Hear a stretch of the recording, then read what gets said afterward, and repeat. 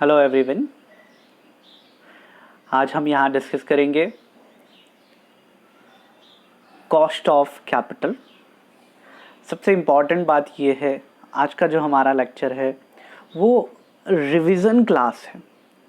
यानी कि मैं चाहूँगा कि ये वीडियो वही लोग देखें या वही लोग प्रेफर करें जिन्होंने कॉस्ट ऑफ कैपिटल एक बार पढ़ रखा है।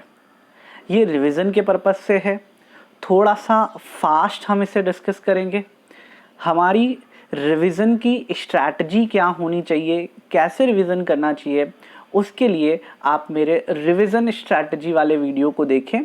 यहाँ हम कॉस्ट ऑफ कैपिटल को रिवाइज कर रहे हैं और एक लिमिटेड टाइम पीरियड के अंदर हम किस तरीके से इसे रिवाइज करें, क्योंकि रिवीजन के अंदर टाइम फैक्टर जो है वो बहुत इम्पॉर्टेंट होता है।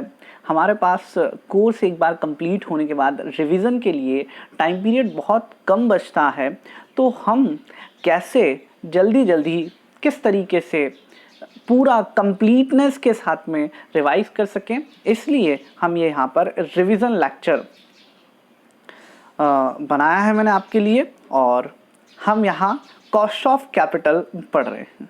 क्लियर? आइए कॉस्ट ऑफ कैपिटल को अपन स्टार्ट करते हैं। कॉस्ट ऑफ कैपिटल का मतलब ये होता है कि आप कंपनी के लिए जहाँ से कैपिटल का अरेंजमेंट कर रहे हैं वो कभी भी हमें फ्री ऑफ कॉस्ट नहीं मिलती है। उस फंड पर जो कैपिटल की कॉस्ट इनकर्ड हो रही होती है उसे हम कॉस्ट ऑफ कैपिटल कहते हैं। बेटा ये जो मेरा लेक्चर है ये मेनली CS एग्जीक्यूटिव जो स्टूडेंट्स कर रहे हैं उनके लिए बहुत इम्पॉर्टेंट है, क्योंकि उनका पेपर जो है वो मल्टीपल चॉइस क्वेश्चन बेस्ड है। वहाँ पर मॉड्यूल की जो लैंग्वेज है वो बहुत ज़्यादा इम्पॉर्टेंट है, इसलिए हम मॉड्यूल की लैंग्वेज के बेस पर ही यहाँ पर रिवीजन कर रहे हैं। तो ये जो मेरे नोट्स हैं वो मॉड्यूल की लैंग्वेज बेस्ड है, मॉड्यूल के ही एक्सट्रैक्ट हैं।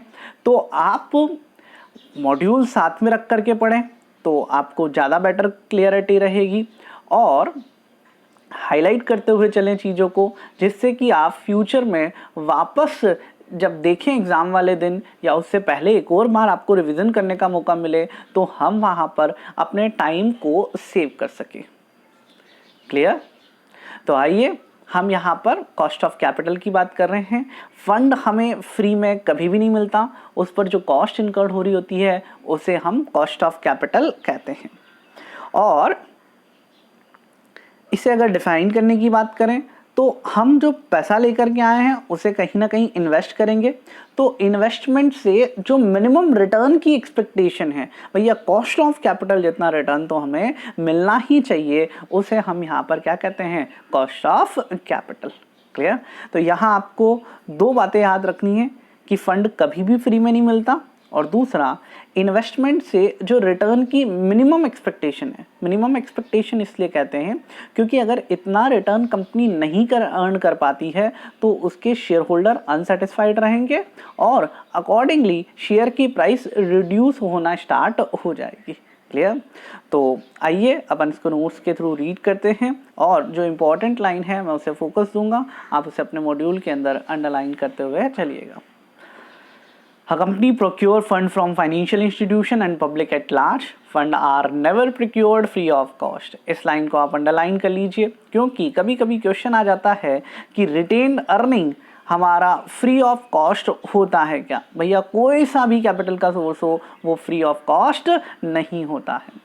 They bear some cost. Cost of capital can be understood in a various ways. Cost of capital is the minimum rate of return expected by its investor. Highlight कर लीजिए, ये investor द्वारा expect किया गया minimum rate of return है।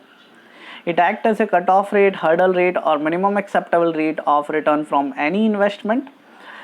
MCQ based paper है तो ये अलग अलग नाम हैं इसके कि भैया कट ऑफ रेट हम इसे कह सकते हैं, hurdle rate, minimum acceptable rate of return from an investment. तो आपने देखा होगा MCQs के अंदर कभी दूसरे नाम से भी क्वेश्चन पूछ लिया जाता है, तो आप इसे भी मार्क कर लीजिए। It is the weighted average cost of various source of finance used by the company. The cost of capital is minimum rate of return expected by the investor which will maintain the market value of share at its present value. ये सबसे important point है, इसे हमें यहाँ पर ढंग से mark करना चाहिए कि भैया मुझे अपनी शेयर की प्राइस को मेंटेन करने के लिए इतना रिटर्न कम से कम कमाना पड़ेगा। अगर नहीं कमाता हूँ, अगली line, if the firm is not able to achieve the cut off rate, cost of capital rate जितना नहीं कमा पाते हैं, market value of its share will fall. Market value of share हमारे यहाँ पर रिड्यूस होना स्टार्ट हो जाएगी। ये हमारा कतई ऑब्जेक्टिव नहीं है। हमारा ऑब्जेक्टिव शेयर की वैल्यू को मैक्सिमाइज कराना है, तो वो मैक्सिमाइजेशन के लिए हमें कॉस्ट ऑफ कैपिटल जितना कम से कम रिटर्न कमाना पड़ेगा।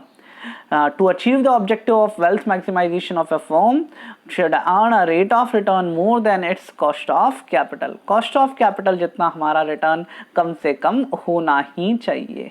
क्लियर? नेक्स्ट, सिग्निफिकेंस या इंपॉर्टेंस क्या है हमारे कैपिटल बजटिंग डिसीजन की, क्यों हम इसे यहाँ पर डिस्कस कर रहे हैं, क्या पर्पसेस हैं, क्या इंपॉर्टेंस है। ये हमारी फाइनेंशियल परफॉर्मेंस को इवैल्यूएट करने का क्राइटेरिया है। जब हम इन्वेस्टमेंट डिसीजन पढ़ते हैं या कैपिटल बजटिंग डिसीजन पढ़ते हैं तो उसके लिए हमें मिनिमम कितना रिटर्न चाहिए, तो भैया कॉस्ट ऑफ कैपिटल जितना मिनिमम रिटर्न चाहिए, इसलिए कॉस्ट ऑफ कैपिटल हमें यहाँ पर पढ़ने की ज़रूरत है। नेक्स्ट, कैपिटल स्ट्रक्चर को जब हम इवैल्यूएट करने की बात करते हैं तो कैपिटल स्ट्रक्चर का बेसिस है, डिटर्मिनेंट है कि कॉस्ट ऑफ कैपिटल के बेस पर हमारा ये डिसीजन होगा। और फाइनेंशियल डिसीजन का एक बहुत बड़ा एस्पेक्ट है जिससे कि हम यहाँ पर अपने डिसीजन लेते हैं on the basis of cost of capital. तो भैया अगर मैं बात करूँ कैपिटल स्ट्रक्चर डिसीजन के लिए और भी जो फाइनेंशियल डिसीजंस हैं उनके लिए, इन्वेस्टमेंट डिसीजन के लिए, मतलब दो तो हमारे बड़े डिसीजन हो गए, फाइनेंशियल डिसीजन और इन्वेस्टमेंट डिसीजन, इनके डिटर्मिनेंट और बेसिस की तरह काम करता है हमारा कॉस्ट ऑफ कैपिटल। और दूसरा फाइनेंशियल परफॉर्मेंस, तो इससे हमारी मेजर होगी ही इससे ही। क्लियर? आइए आगे देखते हैं। ये एमसीक्यू क्वेश्चन के लिए बहुत ही इंपॉर्टेंट, अगर मैं एमसीक्यू बेस्ड हमारे यहाँ पर क्वेश्चंस की बात करूँ तो मेरी नज़रों में ये एक इम्पॉर्टेंट कॉन्सेप्ट है, इसके बेसिस पर आपसे क्वेश्चंस पूछे जा सकते हैं। क्या भैया, factor determining the firms cost of capital, किन किन फैक्टर्स पर हमारी कॉस्ट ऑफ कैपिटल डिपेंड करती है। क्लियर? तो भैया बहुत सारे फैक्टर्स हैं, आप मॉड्यूल में देखेंगे तो और भी फैक्टर्स दिए हैं, जो मुझे इम्पॉर्टेंट और हाईलाइटेड लगे वो मैंने यहाँ पर एक्सट्रैक्ट करे हैं। सबसे पहला जनरल इकोनॉमिक कंडीशन, हमारे यहाँ पर इकोनॉमिक कंडीशंस कैसी चल रही है। जैसे कैपिटल की डिमांड ज़्यादा है तो उस केस के अंदर उतनी सप्लाई नहीं होने पर हमारी कॉस्ट ऑफ कैपिटल इंक्रीज होगी। तो सर्कमस्टेंसेस दे दिए जाएंगे और आपसे पूछा जाएगा कि आपकी कॉस्ट ऑफ कैपिटल पर इस यहाँ पर किस तरीके से इम्पैक्ट आएगा। तो इस तरीके का क्वेश्चन बनने के आसार बहुत है, तो आप इस कॉन्सेप्ट को अच्छे से देखें।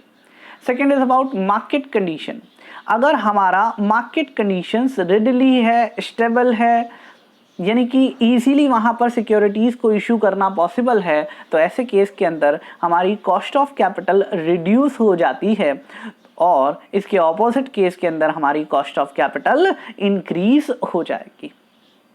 Next about operating and financing decision, अगर हमारा बिजनेस हाई ऑपरेटिंग रिस्क पे चल रहा है, हाई फाइनेंशियल रिस्क पे चल रहा है, तो नो डाउट हमारे यहाँ पर कॉस्ट ऑफ कैपिटल बढ़ेगी क्योंकि इन्वेस्टर हमसे ज़्यादा रिटर्न एक्सपेक्ट करेंगे। Next is about amount of financing, अगर हमारा इशू का अमाउंट बड़ा है, जैसे मैं 10 करोड़ की जगह 1000 करोड़ का इशू लेकर के आ रहा हूँ, तो जितना बड़ा हमारा इशू का साइज होता है वहाँ पर हमारा कॉस्ट ऑफ कैपिटल इंक्रीज हो जाता है। और इसके इंक्रीज होने का जो बेसिक रीज़न है वो है फ्लोटेशन कॉस्ट बढ़ जाती है। जितना ज़्यादा फंड चाहिए उतने ज़्यादा पापड़ बेलने पड़ जाते हैं। इसलिए हमारे यहाँ पर फ्लोटेशन कॉस्ट इंक्रीज होने की वजह से हमारी कॉस्ट ऑफ कैपिटल इंक्रीज हो जाती है। तो ये एक इम्पॉर्टेंट कॉन्सेप्ट है, तो आप इसे अच्छे से यहाँ पर हाईलाइट कर लें, मार्क कर लें, जिससे कि हम वापस कभी भी पढ़ें तो हमारे लिए ये बहुत आसान रहे। अब हम यहाँ पर इसके न्यूमेरिकल हिस्से की बात करते हैं। पेपर की स्ट्रैटेजी के बारे में मैं अगर बात करूं तो 60 मार्क्स के पेपर में बहुत ज़्यादा भयंकर न्यूमेरिकल पेपर नहीं होता है। मैक्सिमम 30 नंबर तक का न्यूमेरिकल हिस्सा आपसे पूछा जा सकता है। न्यूमेरिकल हिस्से का मतलब होता है सवाल सॉल्व करवा लिए जाएं आपसे, सीधे सीधे फॉर्मूले पूछ लिए जाएं, या फिर आपसे इम्पैक्ट वगैरह वाली चीज़ें पूछी जा सकती है। तो न्यूमेरिकल हिस्से में हमें प्रॉपर प्रैक्टिस करनी रहेगी यहाँ पर, और थोड़ी सी स्पीड हमें यहाँ पर चाहिए, तो उस स्पीड के साथ में भी हमें वर्किंग करनी रहेगी। आइए हम यहाँ पर पहला हिस्सा पढ़ रहे हैं, हमारे स्पेसिफिक सोर्सेज की कॉस्ट। स्पेसिफिक सोर्सेज की अगर मैं कॉस्ट की बात करूँ तो उसमें सबसे पहले हम यहाँ पर पढ़ रहे हैं कॉस्ट ऑफ डिबेंचर्स। डिबेंचर पर हमारी कॉस्ट इंटरेस्ट कॉस्ट होती है, लेकिन जब हम इसकी वर्किंग करने जाते हैं तो हमने इसको दो कैटेगरी में बांट दिया। पहला इररिडीमेबल डिबेंचर्स और दूसरा रिडीमेबल डिबेंचर्स। अगर मैं इररिडीमेबल डिबेंचर्स की कॉस्ट की बात करूं तो यहाँ कॉस्ट का सिंपल फॉर्मूला है हमारा I into 1 - t divided by net proceed into 100, यानी कि हम अपने इंटरेस्ट को आफ्टर टैक्स कर दें और जितना फंड हमने रेज किया है उससे डिवाइड कर दें। दूसरा हिस्सा रिडीमेबल डिबेंचर्स की अगर मैं बात करूं तो सबसे पहली बात, मुझे क्वेश्चन में कैसे पता चलेगा कि भैया ये डिबेंचर्स रिडीमेबल हैं या फिर इररिडीमेबल हैं। रिडीमेबल डिबेंचर्स का सबसे पहला क्वेश्चन आता है कि ये कब रिडीम होंगे। तो जब भी रिडीमेबल डिबेंचर्स की बात आएगी, नंबर ऑफ ईयर्स हमें यहाँ पर अवेलेबल होंगे, उन नंबर ऑफ ईयर्स से ही आइडेंटिफाई होगा कि ये इररिडीमेबल डिबेंचर्स हैं या फिर रिडीमेबल डिबेंचर्स हैं। अगर नंबर ऑफ ईयर्स गिवन है तो वो हमारे रिडीमेबल डिबेंचर्स कहलाएंगे। यहाँ अगर हम कॉस्ट की बात करें तो इंटरेस्ट तो हमारी कॉस्ट है ही सही, that is I into 1 - t। इसके अलावा एक कॉस्ट और बढ़ गई। क्या बढ़ गई भैया? हमने पैसा कितना लिया था और चुकाना कितना है। रिडम्पशन वैल्यू जितना हम चुका रहे हैं माइनस नेट प्रोसीड, जितना भी एक्स्ट्रा रीपेमेंट हो रहा है, ये भी हमारी कॉस्ट है। लेकिन ये कॉस्ट पर ईयर हमें डिटरमाइन करनी होगी, क्योंकि ये सिंगल वन टाइम कॉस्ट है, पूरी लाइफ की कॉस्ट है। तो हमने इसे डिवाइड कर दिया n नंबर ऑफ ईयर्स से। तो फॉर्मूले को फोकस कीजिए, I into 1 - t plus RV minus NP upon n whole divided by RV plus NP upon 2 into 100। यहाँ टर्मिनोलॉजी की बात करूँ तो I इंटरेस्ट है, और ध्यान रखिए इंटरेस्ट हम फेस वैल्यू को रेट ऑफ इंटरेस्ट से मल्टीप्लाई करके डिटरमाइन करते हैं। ये गलती होने वाला एक बड़ा पॉइंट है, क्योंकि फेस वैल्यू अगर 500 रुपये कर दी डिवेंचर की और रेट ऑफ इंटरेस्ट 10% है, तो हमारी आदत है कि हम 10 लेकर के वर्किंग कर देते हैं। भैया 100 रुपये का फेस वैल्यू हो तो 10% 10 रुपीज़ इंटरेस्ट होता है, लेकिन जब 500 रुपये का डिबेंचर है तो 500 का 10% 50 रुपये इंटरेस्ट कहलाता है। तो ये एक बड़ा गलती होने वाला पॉइंट है, तो आप इसे बहुत ध्यान रखें। टी टैक्स रेट है, इसे हम पॉइंट्स में लेंगे क्योंकि ये 1 के साथ में है। एन मैच्योरिटी पीरियड यानी कि number of years, RV redemption price redemption value, NP net proceed on issue, issue करने से हमें कितना नेट प्रोसीड रियलाइज हो रहा है वो हम यहाँ पर देखें। क्लियर? नेक्स्ट अगले हिस्से की अगर मैं बात करूं तो यहाँ पर जब हम डिबेंचर्स के रिडम्पशन और इररिडीमेबल की बात कर रहे हैं तो हमें वर्किंग जो है वो बहुत ही केयरफुली यहाँ पर करनी होगी, जिससे कि हमारी गलतियाँ कम से कम यहाँ पर हो सके। क्लियर? आइए किस तरीके के सवाल यहाँ पर बन सकते हैं वो हम देख रहे हैं। हाँ, ये मैंने समझने के लिए कुछ इलस्ट्रेशंस यहाँ पर प्रिपेयर करे हैं। बहुत सिंपल वर्किंग है, लेकिन मतलब क्वेश्चन में क्या इम्पोर्टेंट फोकस आपको देना चाहिए उस पर मैं आपको यहाँ पर वर्क कराना चाहता हूँ। इसलिए यहाँ पर हम इन एग्जाम्पल को मतलब सॉल्व करने के पर्पज़ से नहीं मैं बता रहा हूँ, मैं थोड़ा सा स्पीड में चल रहा हूँ, इसलिए ये आपको खुद से सॉल्व करने हैं। लेकिन यहाँ पर जब मैं बात कर रहा हूँ तो हम कैसे मतलब उसको कैच करें जल्दी से, वो वाला एस्पेक्ट है। एग्जाम्पल 1 प्योर आपके लिए होमवर्क है। एग्जाम्पल 2 हल्का सा ट्रिकी है, तो मैं उसको यहाँ पर आपके साथ डिस्कस कर रहा हूँ। Calculate the cost for 50,000 15% debenture of ₹50 each issued at ₹55। Sorry for the interruptions. हमें यहाँ पर सेकेंड पार्ट की बात कर रहा हूँ, कॉस्ट कैलकुलेट करनी है 50,000। अब देखिए यहाँ रुपीस जो है वो कहीं पर भी नहीं लिखा हुआ है, तो रुपीस की वजह से आपके इसमें गड़बड़ ना हो इसलिए हमने यहाँ पर क्या कहा, cost for 50,000 15% debt of ₹50 each. तो सबसे पहले आप मुझे कैलकुलेट करके बताइए यहाँ इंटरेस्ट कितना रहेगा। इंटरेस्ट का वैल्यू हमारा कितना निकल करके आएगा भैया? जब आप इंटरेस्ट के वैल्यू की बात कर रहे हैं तो ध्यान रखिए फेस वैल्यू पर निकाला जाता है। 15 नहीं है मेरा इंटरेस्ट, 15 तो रेट है, मुझे इंटरेस्ट अमाउंट में चाहिए। तो 50 का 15% हमारे यहाँ पर इंटरेस्ट कहलाएगा 7.5। इशूड एट ₹55, ये प्रीमियम डिस्काउंट के एडजस्टमेंट के बाद हमारा यहाँ पर 55 रुपीज का इशू कॉस्ट है। क्लियर? अब इसमें से खर्चे घटाने हैं। अब ये 20,000 रुपए, अब देखिए ये एक डिबेंचर का खर्चा तो नहीं हो सकता 20,000 रुपए। ये जो खर्चा हमें यहाँ पर गिवन है ये 50,000 डिबेंचर्स का है, तो हमें एक डिबेंचर का खर्चा यहाँ पर निकालना है, तो 20,000 डिवाइडेड बाय 50,000 कर देंगे। तो इस तरीके से डिटेल आपको अलग अलग डिनोमिनेशंस में हो सकती है, तो वहां पर बहुत ध्यान से आप वर्किंग करें।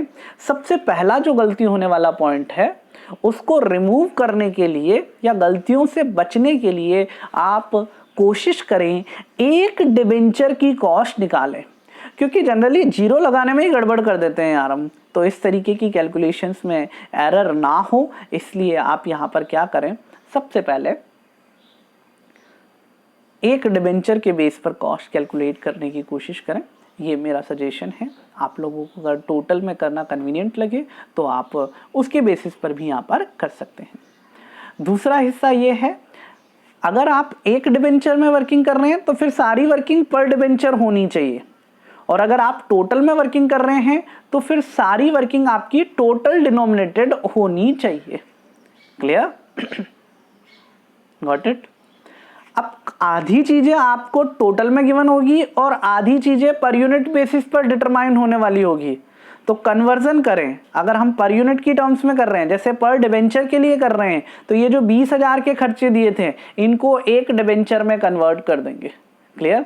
अगर आपको एक की वैल्यू दे रखी है और टोटल में डिटरमाइन करना है तो सिंपली इनटू कर दें नंबर ऑफ डिबेंचर से। लेकिन टोटल में दे रखा है और एक की वैल्यू डिटरमाइन करनी है तो डिवाइड कर दें हम उसे टोटल नंबर ऑफ डिबेंचर्स से। क्लियर? कंफ्यूज ना हो बेटा किसी भी तरीके से। क्लियर? तो इनके क्वेश्चंस आप यहाँ पर सॉल्व करें। और दूसरी इंपॉर्टेंट बात, अगर आपको इन क्वेश्चंस के सॉल्यूशंस में कुछ दिक्कत आ रही है तो मैं आपको सॉल्यूशन प्रोवाइड कर सकता हूँ। आप मुझे कमेंट बॉक्स के अंदर आपका व्हाट्सएप नंबर यहाँ मेंशन कर दें, तो उस नंबर पर मैं आपको इनके हैंड रिटन सॉल्यूशंस जो है वो प्रोवाइड कर दूंगा। क्लियर? लेकिन कोशिश करें आप ये क्वेश्चंस खुद सॉल्व करें। क्लियर? आइए नेक्स्ट देखते हैं cost of preference share capital. अगर हम प्रेफरेंस शेयर की बात करें तो बेटा बिल्कुल सिंपल और सिमिलर है। इंटरेस्ट इंटू 1 - t की जगह डिविडेंड आ जाएगा, उसके अलावा बाकी सब कुछ सेम है। डिबेंचर्स के अंदर इंटरेस्ट का टैक्स एडवांटेज मिलता था, टैक्स बेनिफिट मिलता था, लेकिन प्रेफरेंस शेयर के केस में वो एडवांटेज हमें यहाँ पर नहीं मिलता है, इसलिए इन्हें आफ्टर टैक्स करने की ज़रूरत नहीं है। तो यहाँ फॉर्मूले की बात करूँ तो KP D/net proceed into 100 और रिडीमेबल की बात करूं तो D plus R V minus N P upon N whole divided by R V plus N P upon 2 into 100। Same to same working है, कुछ भी नया नहीं है, सिर्फ आई इंटू 1 माइनस टी की जगह हम क्या करेंगे, यहां पर डिविडेंड को फोकस करेंगे। क्लियर? आइए आगे बढ़ते हैं बेटा। अगेन कुछ एग्जाम्पल्स हैं हमारे यहाँ पर। मैं आपका ध्यान एग्जाम्पल नंबर 4 पर ले जाना चाहूँगा। एग्जाम्पल नंबर 3 आप खुद से ट्राई करें। Clear? From the following information calculate KP 16% preference share. 15 lakh rupees की वैल्यू के हमारे प्रेफरेंस शेयर्स हैं और इशू कॉस्ट ₹5 पर शेयर है। एक शेयर के इशू एक्सपेंसेस हमारे यहाँ पर ₹5 हैं। टैक्स रेट 35% है। अब ये इस तरीके की जो इंफॉर्मेशन है टैक्स रेट की, हमें ध्यान आना चाहिए भैया कॉन्सेप्ट। जैसे ही हमने प्रेफरेंस शेयर देखा फॉर्मूला दिमाग में आ जाना चाहिए। पता चला जहां हमें टैक्स रेट दिखी हमने प्रेफरेंस शेयर को इग्नोर मार दिया और डिबेंचर वाला फॉर्मूला अप्लाई कर दिया। भैया लैंग्वेज पूरी सिमिलर रहेगी, बस नाम पे फर्क पड़ेगा कि डिबेंचर हैं या फिर प्रेफरेंस शेयर हैं। अगर प्रेफरेंस शेयर है तो फिर डिविडेंड वाला कॉन्सेप्ट हमारा अप्लाई होगा, तो टैक्स रेट उस केस में हमारे लिए इररिलेवेंट होगी। लेकिन यही डिबेंचर्स होते तो ये हमारे लिए काम की होती। क्लियर? तो फेस वैल्यू ₹100 है, उसके हिसाब से हमें यहाँ पर वर्किंग करनी है। Preference shares are redeemable at 20% premium after 5 years. ये जो 5 साल है ये हमें ये इंडिकेट करके बता रहे हैं कि ये हमारे रिडीमेबल नेचर के प्रेफरेंस शेयर है। तो सबसे पहले दिमाग में लाओ भैया क्या फॉर्मूला है हमारे प्रेफरेंस शेयर का। यहाँ पर बोले KP is equals to D plus R V minus N P upon N whole divided by R V plus N P upon 2 into 100। D की मैं बात करूं डिविडेंड, फेस वैल्यू ₹100 है। 100 का 16%, 16 रुपीज मेरा डिविडेंड का अमाउंट हो गया। क्लियर? नेक्स्ट, ये शेयर्स कितने पर इशू करे जाएं ये हमें कुछ नहीं कहा गया है, तो हमेशा ध्यान रखिए in the absence of any information par value पर ये इशूड माने जाएंगे। क्लियर? तो ₹100 पर इशू कर रहा हूं, ₹5 मेरे यहाँ पर खर्चा हो रहा है तो उसे हम यहाँ पर माइनस कर देंगे, तो हमारे यहाँ पर 95 रुपीज आ जाएगा नेट प्रोसीड। रिडम्पशन वैल्यू आपको दे रखी है 20% प्रीमियम पर रिडीम होंगे। कुछ नहीं कहा होता तो अगेन पार वैल्यू पर रिडम्पशन मानते, लेकिन स्पेसिफाइड है इसलिए हम प्रीमियम पर रिडीम करेंगे। तो 100 प्लस 20% 120 रुपीज मेरी रिडम्पशन प्राइस हो गई। एंड 5 ईयर्स से इसे सिंपली फॉर्मूले के अंदर पुट करें और हमारे यहाँ पर क्वेश्चन सॉल्व हो जाएगा। क्लियर? तो डिबेंचर और प्रेफरेंस शेयर की कॉस्ट सिमिलर है, फॉर्मूले के अंदर भी वेरिएशंस नहीं है, बस एक जगह cost interest into 1 minus T है और प्रेफरेंस शेयर के अंदर हमारी कॉस्ट डिविडेंड है। तो ये थोड़ा सा यहाँ पर डिफरेंस है, उसे अपन ध्यान रखें और 2 कॉन्सेप्ट हमारे यहाँ पर कंप्लीट। अगला है भैया cost of equity share. Equity share debenture और प्रेफरेंस शेयर जैसा नहीं है, लेकिन यहाँ पर हल्की सी डिफरेंट वर्किंग होगी क्योंकि यहाँ कोई स्पेसिफिक एक्सप्लिसिट कॉस्ट नहीं है। तो शेयर होल्डर जो हमसे रिटर्न की एक्सपेक्टेशन रखते हैं उसे हम यहाँ पर इक्विटी कॉस्ट कहते हैं। क्लियर?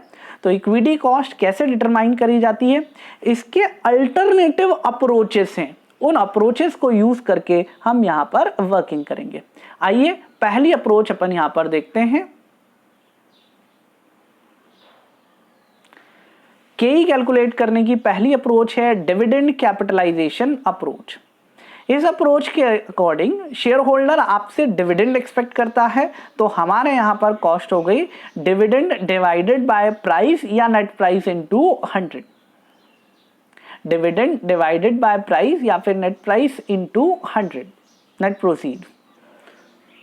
तो सबसे पहली बात यहाँ पर ये फॉर्मूले आपको इरिडीमेबल जैसे नजर आएंगे क्योंकि यहाँ पर हमारे शेयर्स का रिडम्पशन होता ही नहीं है, बाय डिफॉल्ट इरिडीमेबल नेचर के होते हैं। तो जो भी कॉस्ट लग रही है यानी कि जो भी एक्सपेक्टेशन है वो हमारी कॉस्ट हो गई, डिवाइड कर देंगे हम उसे नेट प्रोसीड से। क्लियर? प्राइस और नेट प्रोसीड का लॉजिक क्या है वो मैं आपको अभी थोड़ी देर में बताता हूँ। तो यहाँ डी का मतलब है dividend, including dividend tax if any, अगर कोई कॉर्पोरेट डिविडेंड टैक्स लग रहा है या और किसी तरीके का आपका डिविडेंड डिस्ट्रीब्यूशन टैक्स के नाम से दे रखा है, कॉर्पोरेट डिविडेंड टैक्स है या डिविडेंड टैक्स गिवन है, तो उसको शामिल करके, क्योंकि वो कॉस्ट भी हमें यहाँ पर बियर करनी पड़ेगी। नेक्स्ट पी जो है उसे हमने यहाँ एलोबरेट कर रखा है, करंट मार्केट प्राइस या फिर नेट प्रोसीड। क्लियर? आइए आगे बढ़ते हैं। अगली अप्रोच है अर्निंग कैपिटलाइजेशन अप्रोच। तो यहां शेयर होल्डर की एक्सपेक्टेशन अर्निंग पर शेयर है, तो फॉर्मूला हो गया भैया E upon P into 100। E जो है अर्निंग प्राइस पर शेयर को इंडिकेट कर रहा है, बाकी सब चीजें हमारी सिंपल है। अगली अप्रोच इंपॉर्टेंट है, ग्रोथ अप्रोच। इस अप्रोच के अंदर हम यहाँ पर ये अज्यूम कर रहे हैं कि इन्वेस्टर हमसे एक डिविडेंड ग्रोइंग मैनर में चाहता है और ग्रोथ कॉन्स्टेंटली उसे मिलते रहना चाहिए, ये शेयर होल्डर की एक्सपेक्टेशन है। तो K is equals to D1 upon P0 plus G into 100। बहुत इंपॉर्टेंट है यहाँ पर ये फॉर्मूला, ये कॉन्सेप्ट और यहाँ टर्मिनोलॉजी। D1 जो है वो है आपका एक्सपेक्टेड डिविडेंड, D1 जो है वो हमारा एक्सपेक्टेड डिविडेंड है, तो उसके बेसिस पर हमें यहाँ पर वर्किंग करनी होगी। कैसे कैलकुलेट करते हैं? जो भी D0 यानी प्रीवियस ईयर का डिविडेंड दिया हुआ है उसके अंदर हम यहाँ पर ग्रोथ से एडजस्टमेंट करते हैं। क्लियर? तो हमारे पास क्या निकल करके आ जाएगा? D1। P0 same working current market price को या फिर नेट प्रोसीड को डिनोट करता है, और G जो है वो हमारी ग्रोथ रेट है। Growth rate change in dividend के बेसिस पर आप कैलकुलेट कर सकते हैं या फिर retention ratio into rate of return के बेसिस पर कर सकते हैं। क्लियर?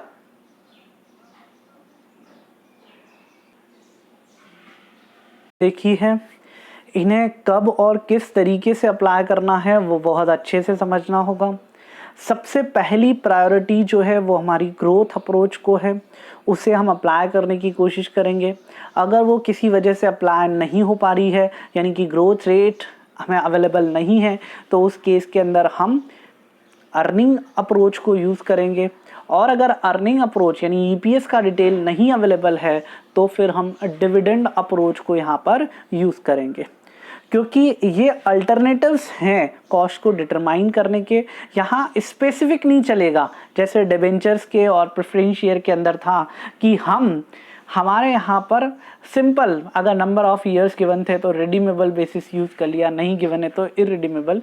यहाँ ऐसा स्पेसिफिक क्राइटेरिया अप्लाई नहीं हो पाएगा, इसलिए प्रायोरिटी ऑर्डर रखें और उसके बेसिस पर हमें यहाँ पर वर्किंग करनी होगी। क्लियर? आइए इसके बेसिस पर कुछ क्वेश्चंस हम यहाँ पर रिव्यू ले रहे हैं और उनकी वर्किंग आपको करनी होगी।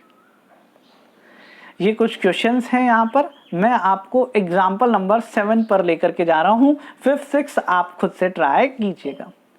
Price of the share is ₹50, issue cost amount to ₹3। Price of the share is ₹50, issue cost amount to ₹3 per share। D0, it's not do, it's D0 is ₹3, EPS is ₹6, ROI is 18%, calculate cost of equity। तो यहाँ cost of equity की हमें working करनी है। KE कैसे determine किया जाए वो हम यहाँ पर देखते हैं। अगर मैं बात करूं फॉर्मूले की तो कौन सा फॉर्मूला हम यहाँ पर अप्लाई करें? देखिए D0 से इन्होंने एक हिंट दे दिया है कि ग्रोथ अप्रोच यहाँ पर यूज़ होगी। EPS भी दे रखा है तो अर्निंग अप्रोच भी आप यूज़ कर सकते हैं, लेकिन हमने कहा है कि प्रायोरिटी ऑर्डर के हिसाब से वर्किंग करेंगे। हम यहाँ ग्रोथ रेट कैलकुलेट कर सकते हैं तो ग्रोथ वाला फॉर्मूला यूज़ करें। सबसे पहले ग्रोथ रेट डिटरमाइन करें। कैसे निकलेगी भैया ग्रोथ रेट? क्या था फॉर्मूला ग्रोथ रेट का? Retention ratio into rate of return. तो रिटेंशन रेशियो मतलब हम कितना बचा रहे हैं। ₹6 कमाए थे, ₹3 बांट रहे हैं, तो 6 - 3 अपॉन 6 इंटू 100, 50% हम अपनी अर्निंग रिटेन करते हैं।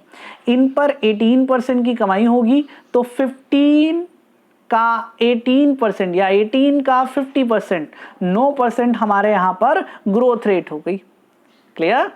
आइए, हमारी के का फॉर्मूला है D1 upon net proceed plus G into 100। D1 D0 दे रखा है, इसमें ग्रोथ का एडजस्टमेंट कर दीजिए। 3 प्लस 9% यानी कि 3.27 divided by net proceed 50 minus 3 47 into plus G into 100। इस तरीके से हमारे यहाँ पर ये कॉस्ट निकल करके आएगी। क्लियर?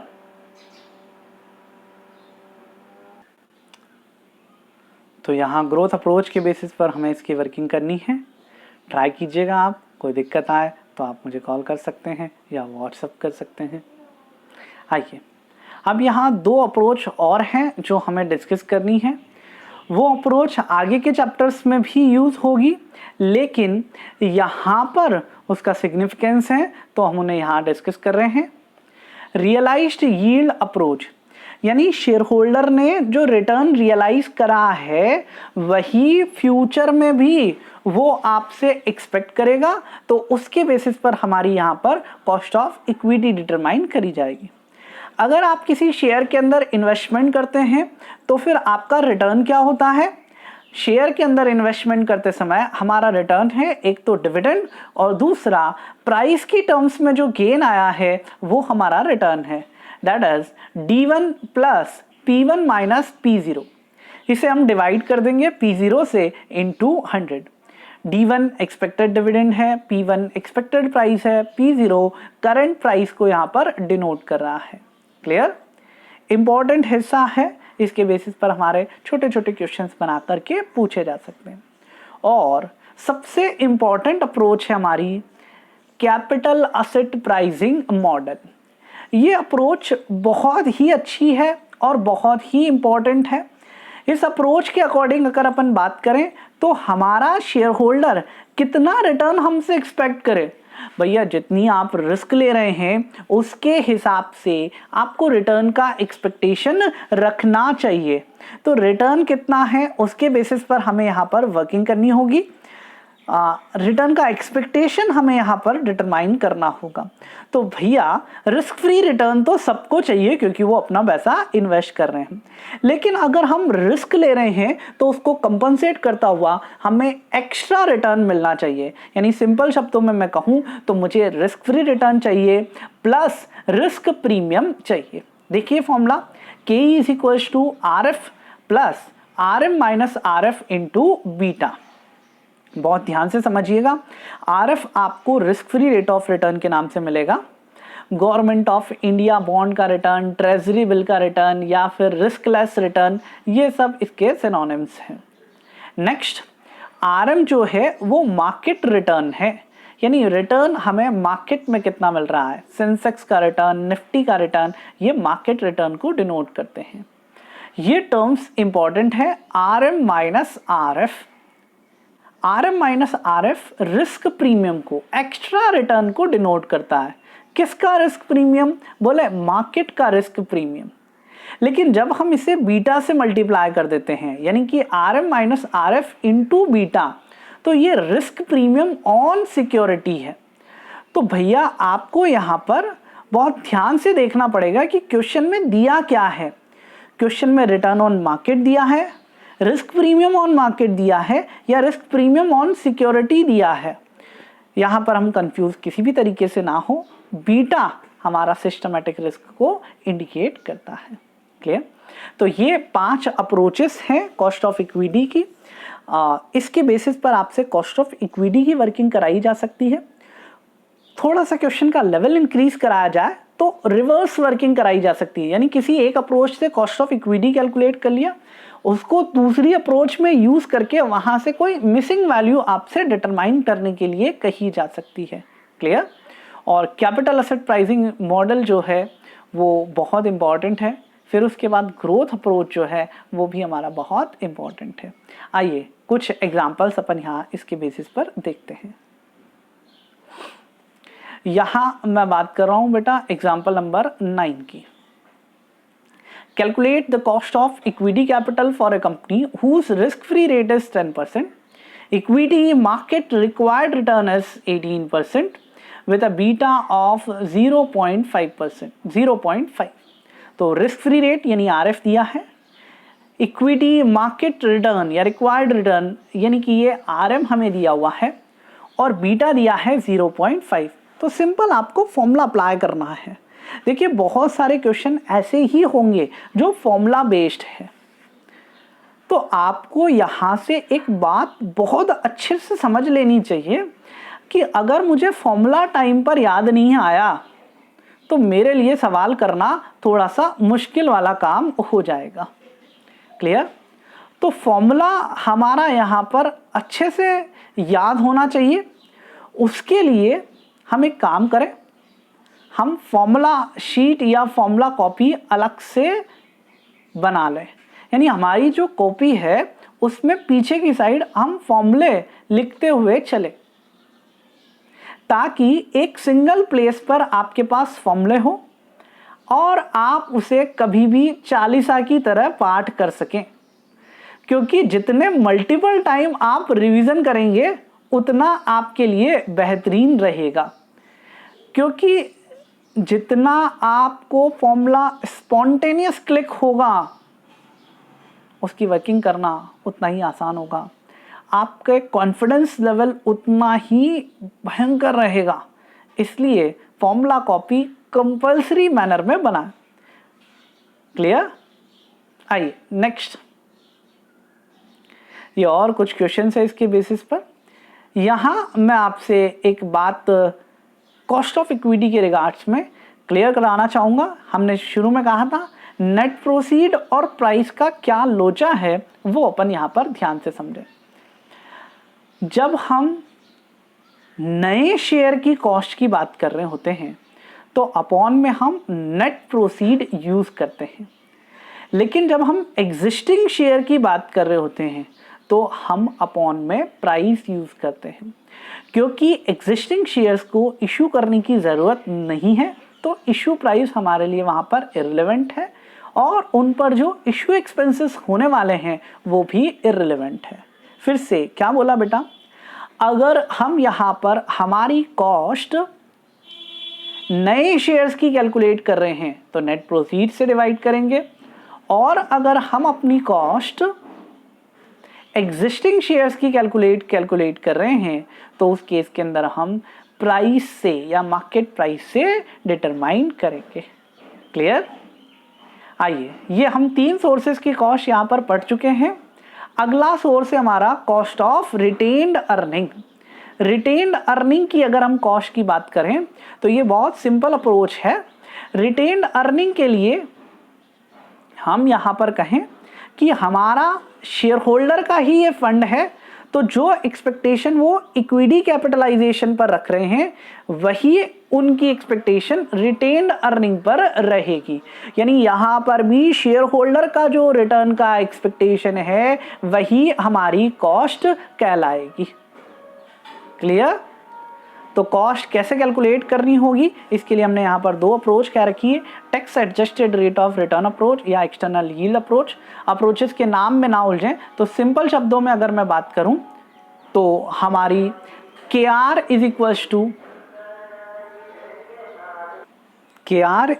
टू KE का मतलब है कि जो इक्विटी कैपिटल पर रिटर्न का एक्सपेक्टेशन है वही रिटेन्ड अर्निंग पर भी एक्सपेक्टेशन है, तो KR is equals to KE। लेकिन जहाँ जब मैं KE की बात करता हूँ तो एग्जिस्टिंग KE हमें यूज़ करना चाहिए, यानी MPS के बेसिस पर डिटरमाइन किया हुआ। और दूसरा है टैक्स का एडजस्टमेंट करके कि भैया हम शेयर होल्डर के रिटर्न की एक्सपेक्टेशन की बात कर रहे हैं तो share holder retained earning per उनके टैक्स को एडजस्ट करके, यानी सिंपल शब्दों में बात कहूँ तो अगर हमें पर्सनल टैक्स रेट गिवन है तो उसे एडजस्ट करके हम यहाँ पर कॉस्ट डिटरमाइन करेंगे। आइए देखिए मैं सीधे फॉर्मूले पर लेकर के आ रहा हूँ आपको। KR is equals to KE 1 minus TP 1 minus B, और दूसरा फॉर्मूला है KE is equals to KR या KR is equals to KE। इन दोनों को अगर मैं आपको यहां पर एक साथ बताऊं बेटा, तो यहां पर हमें KR is equal to KE के बेसिस पर वर्किंग करनी है, और अगर टैक्स रेट दी हुई है तो 1 माइनस TP और 1 माइनस B अपन कर देंगे। TP का मतलब है पर्सनल टैक्स रेट और B का मतलब है पर्सनल ब्रोकरेज। क्लियर? कोई डाउट? एक क्वेश्चन की झलक अपन यहां पर देख लेते हैं इसके बेसिस पर। From the following information find out cost of retain earning. Dividend per share 4 रुपए, personal income tax rate 30%, market price per share 35, brokerage on investment of dividend is 0.5। तो सबसे पहले डिविडेंड और मार्केट प्राइस की help से अपन KE calculate कर लेंगे, फिर KR इज इक्वल टू करेंगे KE 1 minus TP, personal tax rate given है बेटा, और ब्रोकरेज 1 माइनस B हमें यहाँ पर अवेलेबल है। क्लियर? तो सिंपल वर्किंग है, आप इसे ट्राई कीजिएगा। आइए, ये हमारे इंडिविजुअल सोर्सेस हो गए। कभी कभी लोन भी हमें सोर्स में दिया हुआ होता है, तो लोन की कॉस्ट सिंपली इंटरेस्ट रेट को हम आफ्टर टैक्स कर देते हैं। क्लियर? अब हम यहां पर इनका ओवरऑल कॉस्ट डिस्कस कर रहे हैं कि ओवरऑल कॉस्ट किस तरीके से डिटरमाइन करी जाती है। क्लियर? आइए, weighted average cost of capital हमारा किस तरीके से डिटरमाइन किया जाएगा। जब वेटेड एवरेज कॉस्ट की बात कर रहे हैं तो हम यहां पर सिंपल जो भी हमारे सोर्सेस हैं उनकी टोटल मिलाकर के कितनी कॉस्ट है वो डिटरमाइन करना है। तो ये देख लीजिए आपने कितना अमाउंट लिया है, उसकी कॉस्ट क्या है, मल्टीप्लाई कीजिए, सिंपली कॉस्ट निकल करके आ जाएगी। ऐसे हर आइटम की अमाउंट की उनसे कॉस्ट से मल्टीप्लाई कर दीजिए, टोटल कॉस्ट आ जाएगी। उस टोटल कॉस्ट को टोटल कैपिटल से डिवाइड कर दीजिए, आपकी परसेंटेज की टर्म्स में ओवरऑल कॉस्ट निकल करके आ जाएगी। यानी ये बिल बनाने जितना सिंपल है, जैसे बिल बनाना हो मुझे किसी चीज का, तो क्या देखूं भैया, क्वांटिटी कितनी लिए और उसकी प्राइस कितनी है, तो क्वांटिटी इनटू प्राइस करते जाऊं और टोटल करते जाऊं। ऐसे यहां पर किस सोर्स से कितना पैसा लिया है और उसकी रेट ऑफ कॉस्ट कितनी है, तो वो रेट ऑफ कॉस्ट या तो आपको गिवन होगी, नहीं गिवन होगी तो हमें डिटरमाइन करना पड़ेगा। डिबेंचर की कॉस्ट, प्रेफरेंस शेयर की कॉस्ट, इक्विटी की कॉस्ट, रिटेन अर्निंग की कॉस्ट, इस तरीके से हम हर एक सोर्स की कॉस्ट जो हमने आगे डिस्कस करी है उसके बेसिस पर डिटरमाइन करेंगे। क्लियर? अब इसको सॉल्व करने के लिए हमारी बुक्स में जो वर्किंग दी होती है वो वेट डिटरमाइन करके दी हुई होती है। वेट कैसे डिटरमाइन किया जाता है भैया, जो अमाउंट है उससे पहले ये टोटल अमाउंट से डिवाइड कर दो।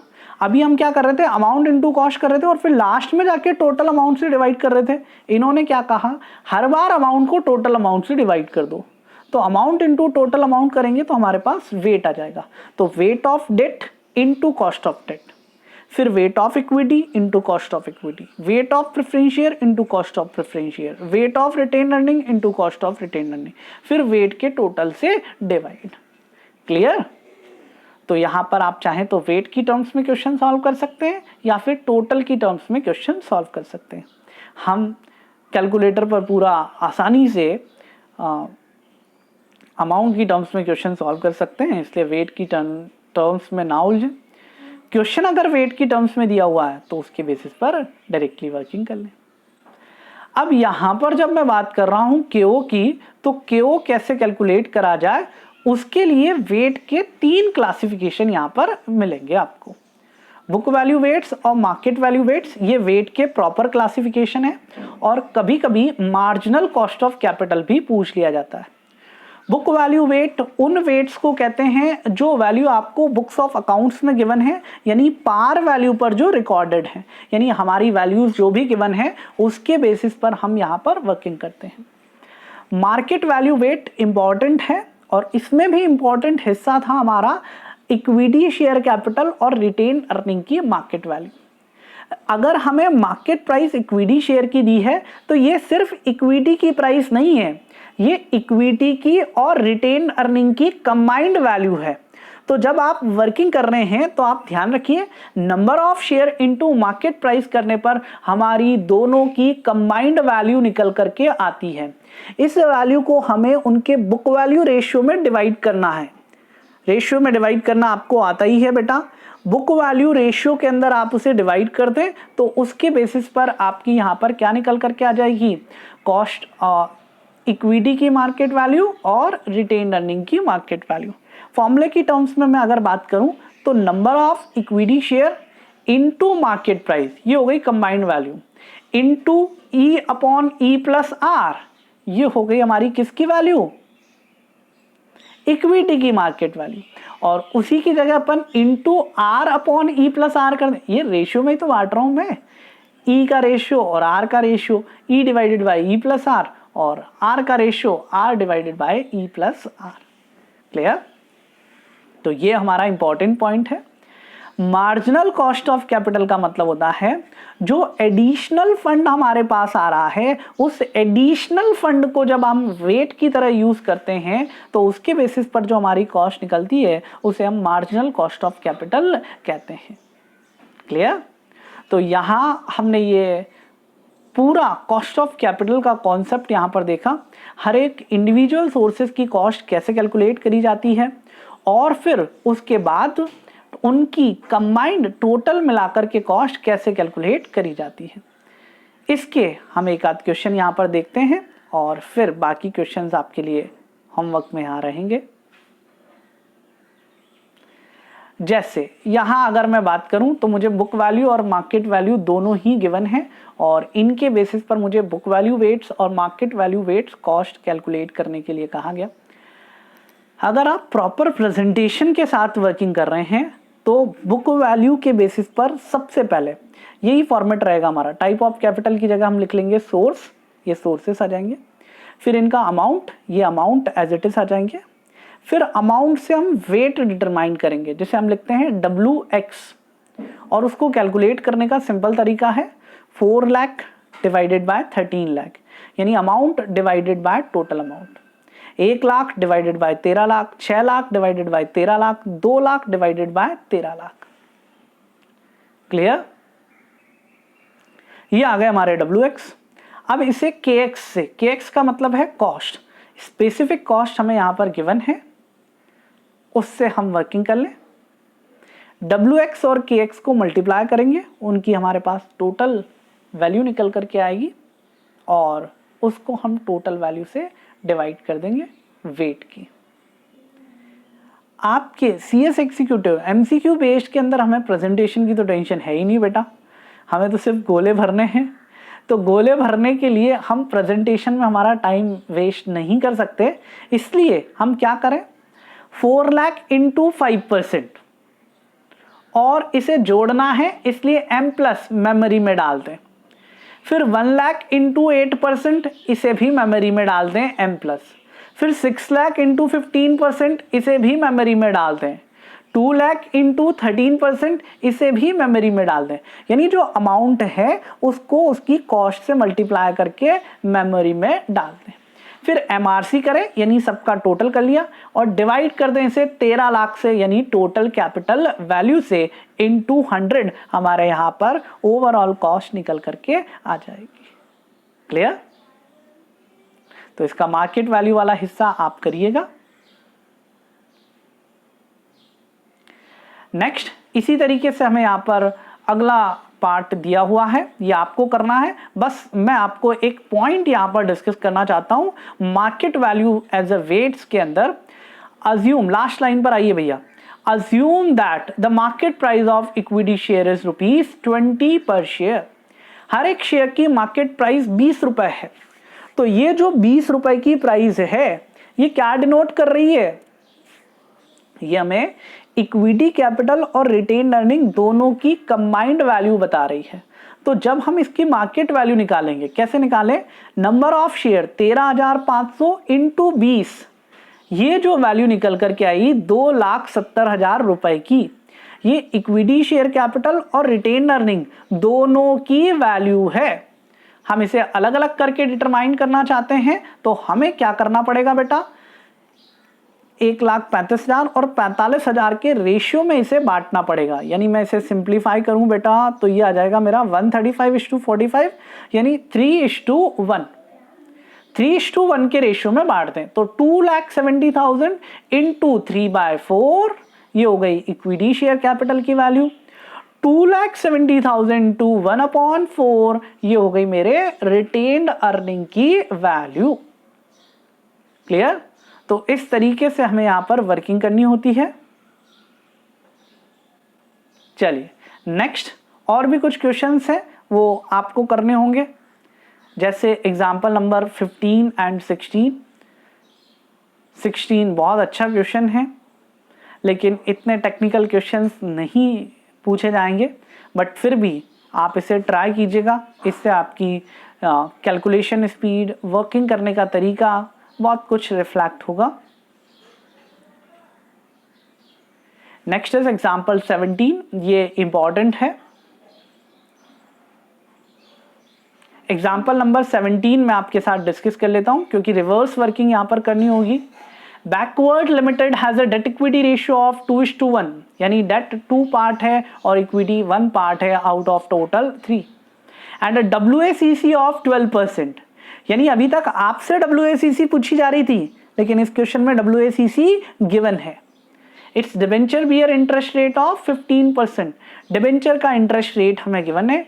Find out cost of equity capital, tax rate is 35%, KE हमसे पूछा है। तो अब हम यहाँ पर वेट वाला कॉन्सेप्ट यूज करते हैं, क्योंकि अमाउंट हमें गिवन नहीं है। सबसे पहले केडी कैलकुलेट करें बेटा, 15 into after tax 15 into 1 - t, इस तरीके से हमारा केडी आ जाएगा। इसको वेट से मल्टीप्लाई करें, वेट है इसका 2/3 इंटू 2/3 प्लस के नहीं पता, इंटू कर दे 1/3 और इसे इक्वल्स टू कर दे WACC के। यानी कि मैंने इक्वेशन बनाई KD into WD plus K into WE is equals to WACC। इन 5 कंपोनेंट में से KD, WD, KE, WE और WACC, 5 में से 4 चीजें मुझे गिवन है। WACC गिवन है। Next KD I into 1 - t हमें गिवन है। वेट रेशियो की टर्म्स में 2/3 हमें गिवन है। KE हमसे पूछा गया इंटू 1/3, इसे सॉल्व कर लेंगे, हमारे पास कॉस्ट ऑफ इक्विटी निकल करके आ जाएगा। क्लियर? तो इस तरीके से हम यहां पर वर्किंग करें। यहां कुछ MCQs मैंने आपके सैंपल के लिए रखे हैं, तो उन MCQ के बेसिस पर आपको एक रफ आइडिया मिल जाएगा कि किस तरीके के क्वेश्चंस आपसे एग्जाम में पूछे जा सकते हैं। जैसे कि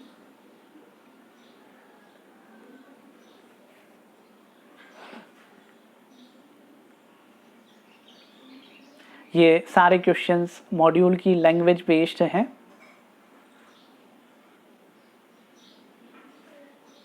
नेक्स्ट अगर मैं बात करूं,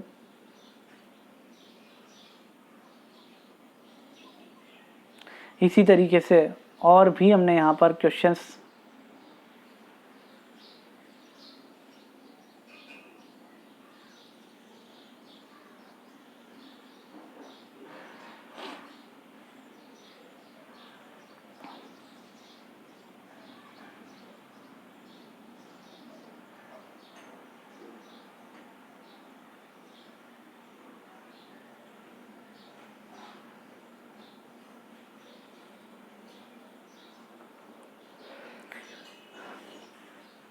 क्वेश्चन नंबर 15 कुछ आपको 2 सेंटेंसेस दे दिए जाएंगे या 2 केसेस दे दिए जाएंगे, उनका ट्रू एंड फॉल्स आपसे पूछा जा सकता है। उनका रीज़न बेसिस पर, यानी कि एक हमारा स्टेटमेंट है और दूसरा उसका एक्सप्लेनेशन है, इस तरीके की वर्किंग आपसे पूछी जा सकती है। क्लियर?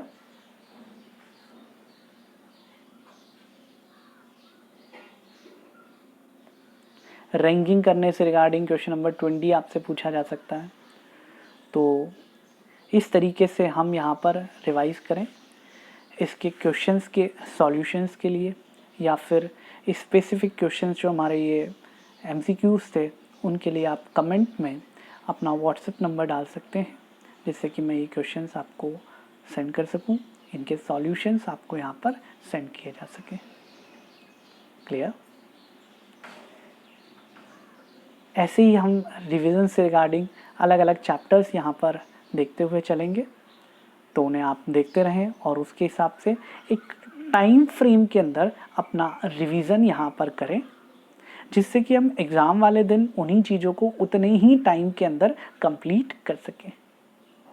क्लियर? आज के लिए इतना ही। Thank you very much.